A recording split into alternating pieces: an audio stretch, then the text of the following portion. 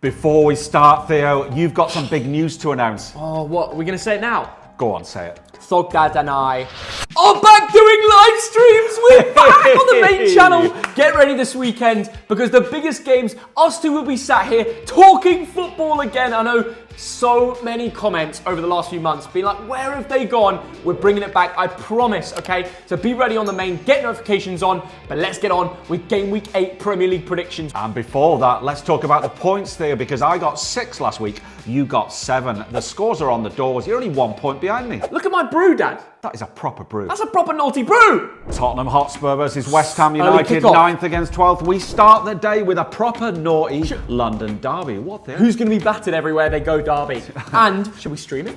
Early kickoff Saturday? That is Do you guys want very that? big shout. 10,000 likes and we'll stream this game. We'll start that early on in the Premier League. But it's one of those matches you can never call. You base it off the last 3. West Ham won 2 of them, which is unusual with the quality within this Spurs side. What Ange loves to develop. And it's at North London, Tottenham Hotspur Stadium. So which way do you see it going? Well, in recent times, Theo, Spurs have not been very good at the London derbies. Won 1, drawn 1 and lost 4. Yeah. On top of that, the psychological problem of losing to Brighton after being 2-0 ahead, Theo.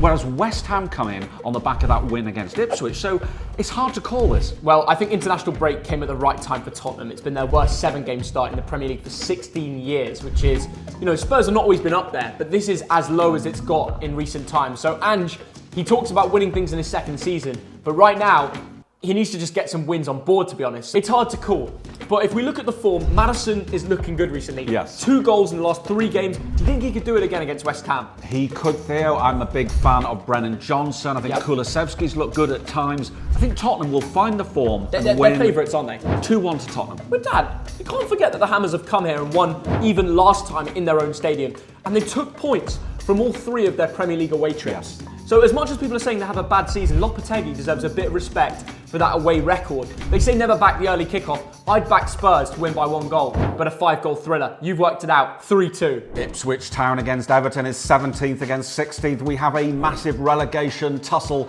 over in Suffolk there. Now, these teams haven't played in 22 years, and there's no point looking at previous games. Hold on, let's look at the previous games though. Ipswich have won 3 of the last 4.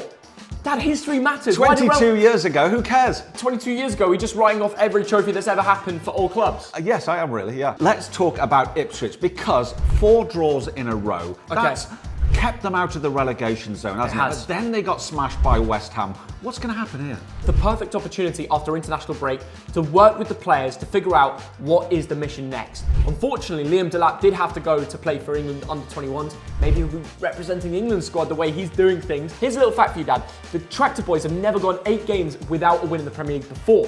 So they often get it done, even though they have been relegated within those seasons. You look at Everton's away record over the last 14 games, no wins, 5 draws and 9 defeats. And this is the sort of game, if you're Ipswich Town, it's an absolute must win. If you're going to stay up and you're going to win those 8 or 9 games, you absolutely must beat Everton at your home ground. But Everton will be thinking they've turned over a corner here. They got that big Pickford save against Newcastle to keep them goalless at Goodison. They had a win previously to that. For some reason, I feel Ipswich are due a win, and they're going to get it here 2-1. Weirdly, I'm backing them. You are calling on Ipswich to win. That is a very big shout. I'm going to sit on the fence here, Theo. These teams have drawn a lot recently.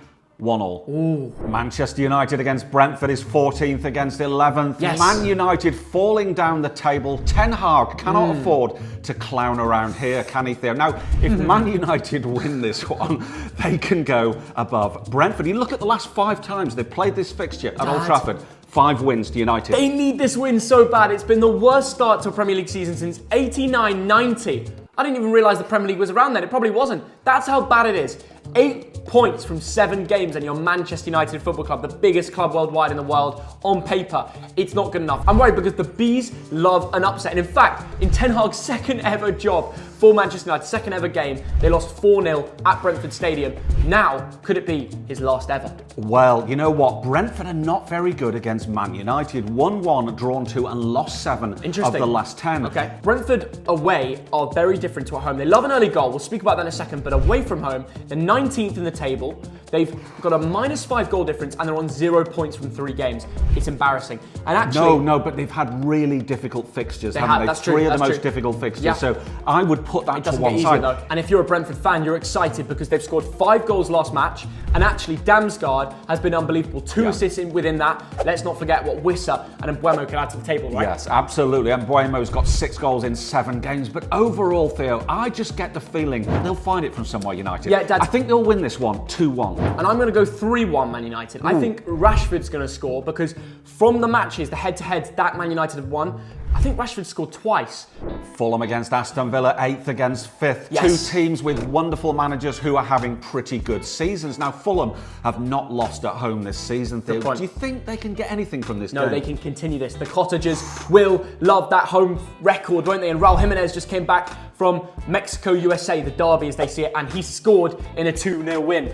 I mean, for a 33-year-old, he's the best comeback of a striker since Danny Welbeck. Andres Pereira as well, in international break, scored for Brazil in a 4-0 win over Peru. So clearly, the Fulhamistas are running the show. They are, Theo, but Aston Villa's record in London is phenomenal. 8 wins, 3 draws, that's a good and one. 1 defeat over the last 12 games. That's true. The last 3 games against Fulham, they've won them all. So you would say that Aston Villa have got the better squad, but my goodness, Craven Cottage has become a really difficult place to visit. An interesting fact that one of you won't, maybe a few of you picked up on it, but Unai Emery will be happy as not many of his first 11 have actually played international football. I'm not going to go through the whole team, but Emi didn't travel to Argentina. Leon Bailey doesn't rep Jamaica, which is really interesting. Pau Torres was on the bench. Morgan Rogers only played 25-30 minutes and actually did well within that time. They will come here full throttle, looking to withstand a record that's very good. That's why Villa come in favourites. Well, John Duran did play, but he scored in a 4-0 win. Yeah. Colombia, he always scores. He's ridiculous, and he'll probably come off the bench and look pretty good. I'm going to go with a 1-1 draw. Now, you know what, Theo? I'm going to agree with you. This is going to be a 1-1 draw. Newcastle United against Brighton and Hove Albion, 7th against 6th. 2 more teams riding high in this division, Theo. Newcastle's home record recently. Fantastic, isn't it? I have a real feeling that Newcastle will exterminate Brighton in this fixture. What has that got to do with Doctor Who? Can you explain? Well, you just said exactly what it's to do with. Exterminate. Sorry. That's quite good, though. I thought I'm quite good at my impression. It's nearly as good as my Excuse me. Donald Trump. No, do not do your Donald Trump. Nobody wants to see it, honestly. Kamala Harris. Getting back to the football, I don't know why this has gone so off-piste for such a random game of football, but actually Newcastle-Brighton was a classic last year. Yeah. This is the sort of match where goals were flying in. Evan Ferguson scored that worldie. Do you remember that match? Yeah. Unbelievable. Eddie can now focus on Newcastle. The England job is settled. Eddie, you're probably the best England manager in the world of football, but you're not taking that job yet. Let's not ignore their unbeaten record at home in the last 3 to Brighton. Yeah. They will be confident. But you look at Brighton's last 3 games, Theo, they've leaked 8 goals in those 3 games. Crazy. Now, they've scored 7 goals, and I Yeah. think this could be a game where there are a lot of goals. If there's an early goal, certainly from Brighton, this And could Dad, be a 2 or 3 They off. came back against Spurs in a 2-0 defeat. They've not done that, coming back to win from a 2-0 defeat since December 2015. Fabian Herzler is bringing a culture that wasn't there before. 2-1 to Newcastle. I still think a low-scoring win for the Geordies. They will get the job done. So I think they will sneak a 1-0 win. I don't know where the goal comes from. Maybe Harvey Barnes. Southampton against Leicester City is 19th against 15th. Another enormous battle at the foot of the table, Theo. But look at Southampton's last 20 games in the Premier League.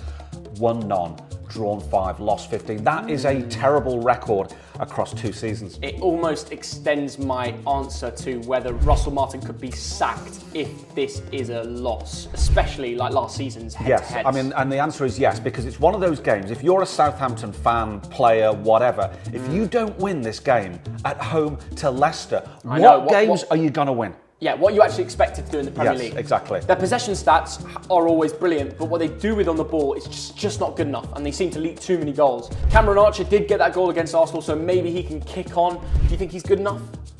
Is that the answer to the striker issue? I don't like to pick on one player, Theo. Southampton came up through the playoffs, as we know, against Leeds United. They haven't invested really big time, and you really have to take a risk on the money side. We have to look back to last season. Tell us what happened in the Championship between these 2 teams last season. Yeah, head-to-head, 2 fixtures, combined scoreline 9-1. To Leicester. And that reminds me, actually, of why this fixture is famous.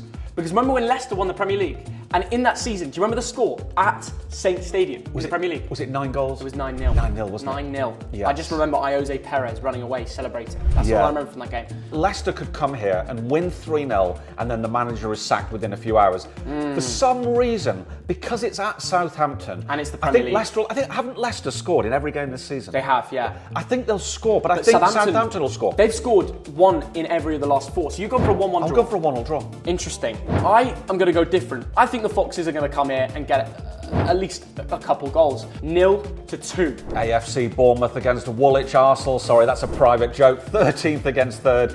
2 teams with very different profiles. They are now Bournemouth. Oh. They don't do well against teams in the top 10, do they? It's not a terrible start, but international break came at the right time considering their 3 L's from the last 4 games.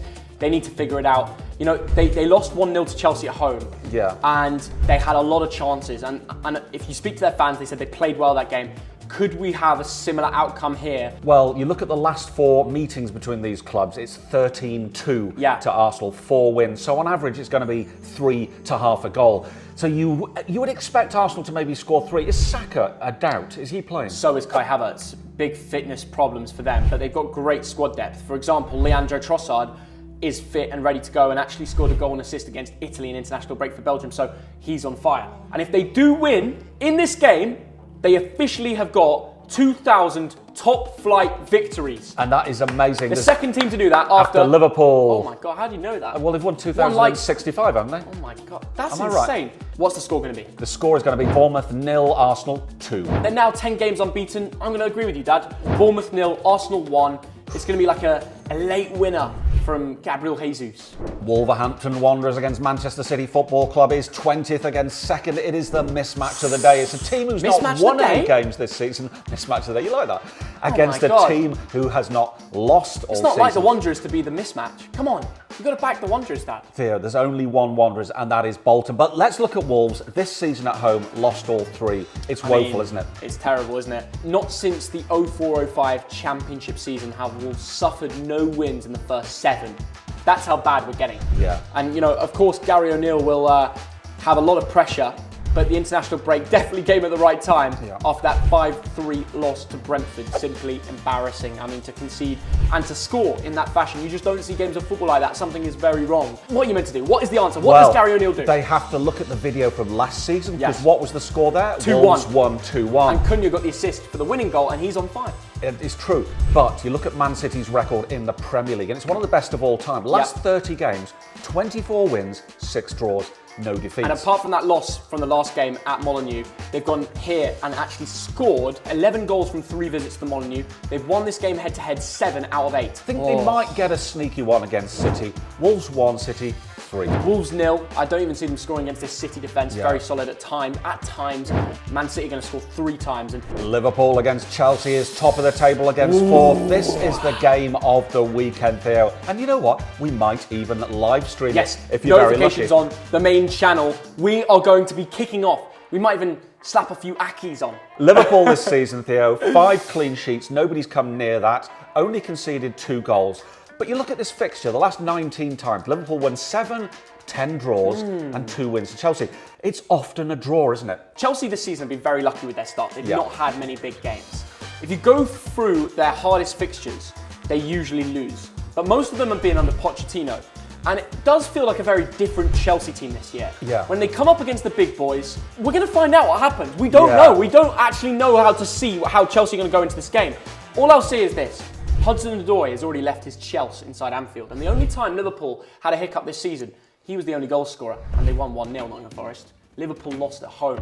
And that's why they're not top of the home record. But guess who's atop of the away record? It's Chelsea. They won all 3. They've won all 3, but that's not just that. You know, that underestimates their statisticas. 10 goals! That's more than anybody else. Madueke, João Felix off the bench, Cole Palmer, Nico Jackson looking very good. Some people think this is his season to shine. When Liverpool come back, first game from international break, will it affect them?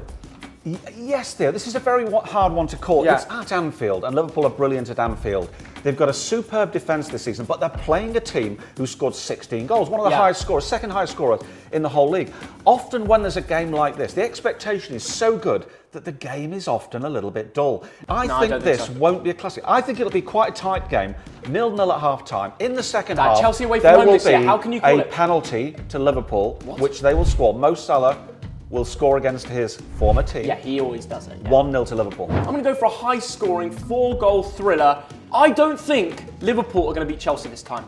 And it's massively against your prediction and the odds. I just think they're going to turn up. They'll beat them on the break, Maresca-style ball, and just go for it, find 2 goals, take a point back to the bridge, 2-2 draw. It's going to be a classic. And finally, Nottingham Forest against Crystal Palace, 10th against 18th on the Monday night. Theo, now Nottingham Forest, a pretty tight defence, haven't they? Having a reasonable season, playing a Crystal Palace side who really can't score goals. So, low-scoring game? Well, let's talk about Forest first. At home, a completely different team to what they are away. Yeah. They're still winless, and every time they travel, they seem to get a result and beat the odds. I don't know what Nuno says on the coach, but it works, and he needs to say it when they go to the City ground. Yes, that is true. Now, Nottingham Forest only lost 1 this season, but only won 2, so they are the draw specialists. Yeah. Can you see this being maybe a 0-0? I can see it being a 0-0 because Palace. First of all, it's a Monday night. Who the hell enjoys Monday night football? Even the players are there going, "Oh, it's a bit cold." I mean, the thing about this game, we are such football junkies. We'll watch this on Sky, won't we? We will probably stream this. We might even stream this. Be quite honest, of all the 10 fixtures, this is one of the least appealing. It's stinky. Dad, you know what? I'm going to make this interesting. I'm going to go against the bookies again. I'm going a bit nutty today. Nottingham Forest 0, Crystal Palace 1. That is not such a stupid shout there. I know they've won none this season, they've drawn 3, they're in 18th place. They desperately need that win. Yes. But I can't see it happen. I'm going to go with home advantage. It could be a Chris Wood winner, 1-0 to Nottingham Forest. Both going for 1-0, different ways. And that is it. Comment down below, how are your team going to do this weekend or on Monday night? And get ready for the streams. Smash the like. See you in a bit.